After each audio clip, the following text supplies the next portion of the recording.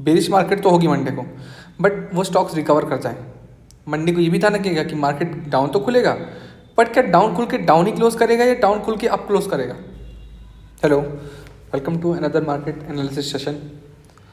हालांकि वॉर वगैरह की वजह से बहुत लोगों को ये सेशंस में दिक्कत होगी, क्या करना है क्या नहीं कुछ पता नहीं चलेगा। बट देखिए, हर एक मार्केट में मूव के पीछे कुछ ना कुछ रीज़न होता है।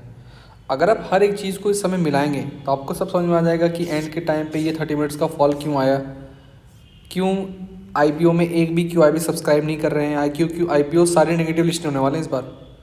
जो भी आईपीओ की लिस्टिंग है श्रीराम, टोटेक्स और क्लीन मैक्स एनर्जी की, ये नेगेटिव होने वाली है, लॉस में लिस्ट होने वाले हैं सारे। मार्केट में क्यूआईबी आईपीओ ले नहीं रहे हैं। हम ऑलरेडी एक डाउन ट्रेंड में हैं। डाउन ट्रेंड में भी ये एंड में एक बहुत बड़ा फॉल आया। हर एक चीज़ ऑलरेडी कैलकुलेटेड होती है। अगर आपको लगता है कि न्यूज़ के बाद कुछ होता है, ऐसा नहीं है। न्यूज़ आने से पहले ही मार्केट में मूव रेडी हो जाते हैं। मार्केट लिक्विडिटी जनरेट कर लेता है, स्ट्रक्चर बना लेता है।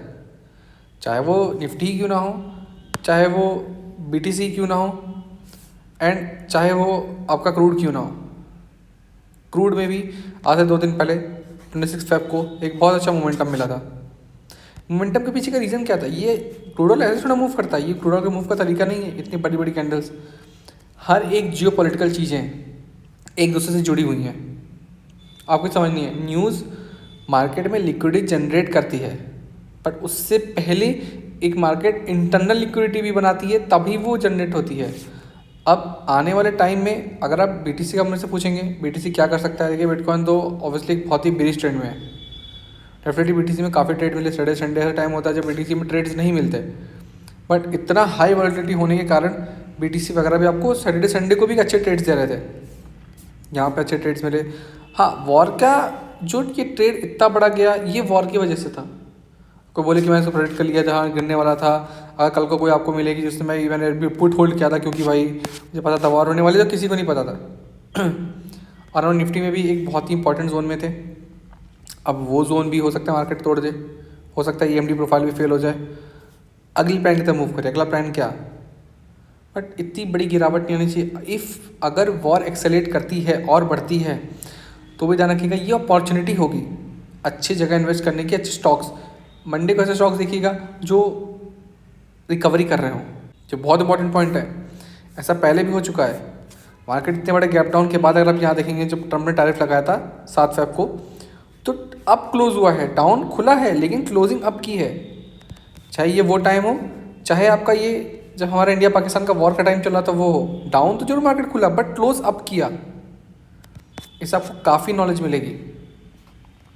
तो बहुत ही केयरफुल ट्रेड करें। ऐसा नहीं है मंडे खुलते ही आप 100 पुट ले लिए, और ऐसा कभी नहीं। Take your time. Trading emotionless होनी चाहिए। आपको ट्रेड देखिए एक्साइटमेंट नहीं होनी चाहिए, और बहुत रिलैक्स ट्रेड्स करना है। चाहे वो बीटीसी में आप करते हो, चाहे आप गोल्ड में करते हो, चाहे आप निफ्टी में करते हो। ऑब्वियसली इक्विटी मार्केट इस टाइम पे डाउन आएगी, कमोडिटीज़ वापस से अप जाएंगी, गोल्ड वापस से भागेगा। तो जल्दबाजी फिर भी नहीं करनी है, रिलैक्स होकर प्लान करना है। स्टॉक मार्केट में भागा नहीं जा रहा है। दुनिया की भर की बहुत वॉर आई, बहुत वॉर खत्म हुई। ये कोई वॉर नहीं है, इतना कह सकते कि एक्सट्रीम वॉर सिचुएशंस हो चुकी हैं। हाँ, दिक्कतें हैं, मंडे कुछ हो रहा है, संडे कुछ हो रहा है, सैटरडे कुछ हो रहा है, बट आपको बहुत ही केयरफुल, क्योंकि एक न्यूज़ और पूरा वॉर सिनेरियो ख़त्म कर देगी वो। तो मार्केट में ज़्यादा बेरिश होने की जरूरत भी नहीं है। प्राइस को फॉलो करिए, प्राइस एक्शन, प्राइस को फॉलो करना बहुत ज़रूरी है। प्राइस आपको खुद बता देगा कि कब आपको बेरिश जाना है, कब आपको बुलिश जाना है। It's simple as that. Safe trade करें, कोई जल्दीबाजी नहीं है, कोई न्यूज़ को फॉलो करने की ज़रूरत नहीं है, एंड अपने कैपिटल को बचा कर रखें। इन्वेस्ट करें अगर आप लॉन्ग टर्म इन्वेस्टर्स हैं तो। कोई पैनिक वाला चीज़ नहीं है, पैनिक है बट बहुत छोटा पैनिक है, रिकवर बहुत जल्दी हो जाएगा। And trade safe. Thank you.